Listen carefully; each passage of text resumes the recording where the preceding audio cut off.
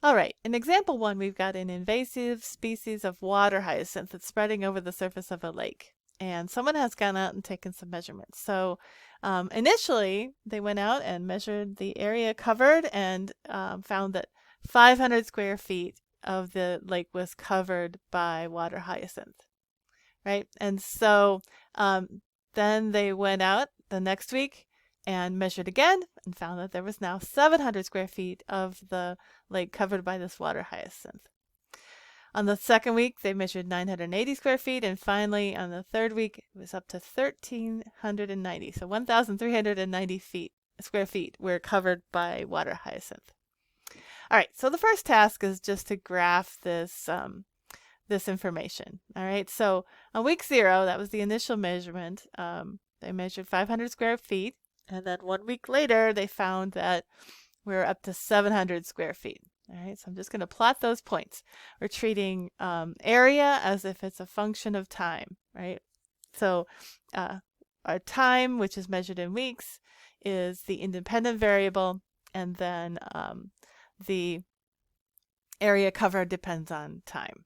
All right, so let's on the second week, so this is time in weeks, right?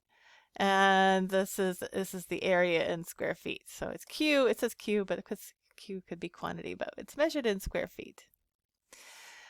All right, second week, went out and measured 980 square feet was covered, so it's about there. And then the third week, we're up to nearly 1,400 square feet covered, so that's about there. Okay. So now we're just going to connect this with a curve. Right, we're just going to connect these up, and we get sort of a bit of a curve there. All right, so now we have the graph of the function. The next question is intentionally ambiguous. All right, so it's asking how fast is the area covered by the water hyacinth changing? Okay, so we have to think about, what does that mean? What does it mean? How fast is it changing? All right, now sometimes when you think fast, you think speed. And so if you think about your speed in a car, speed is just telling you how quickly you're covering distance over time, right? So if distance is measured in miles and time is measured in hours, then the speed is in miles per hour, right? So this is similar. We're measuring the rate at which the area covered is increasing. So we would probably want it to be in area, square feet per week. Okay, and you can see you can see how it's changing. So if I look at the change over the first week, right, that's an increase of 200 square feet, right? So it increases by 200 square feet over that week. Over the second week, now it looks like it's increased by 280, right? So our changes are changing, right? We don't have a constant rate of change. We got the change is increasing. And then finally, boy, we're up to, if you take the difference between 1,390 and 980, now we've increased by 410 square feet. All right, so the answer to this question really depends on what interval we're talking about. So if we choose the first week, we see that over that first week, the area covered changed by 200 square feet.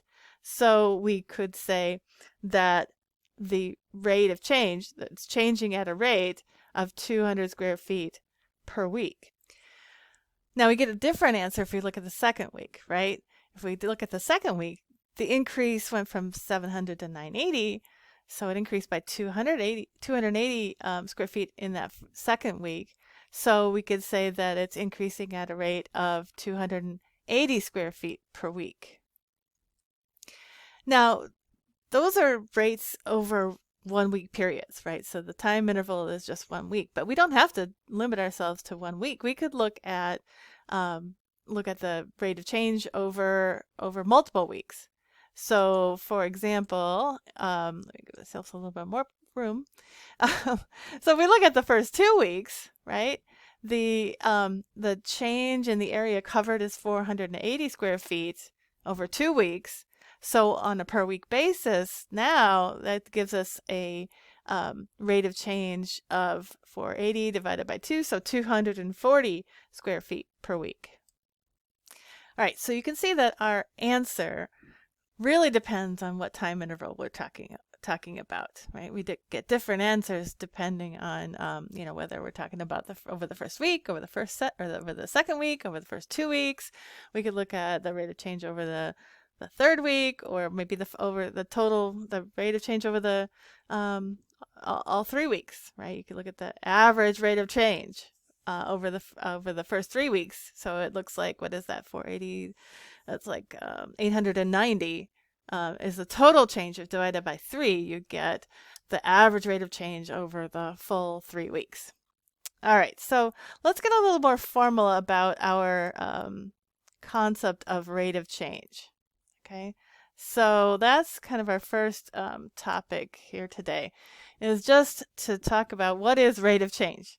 So we can quantify the average rate of change as the change in a quantity, in some quantity, divided by the change in another quantity. So in that previous example, we were looking at the change in area over the change in time in weeks, and we got an answer, a quantitative answer in terms of square feet per week.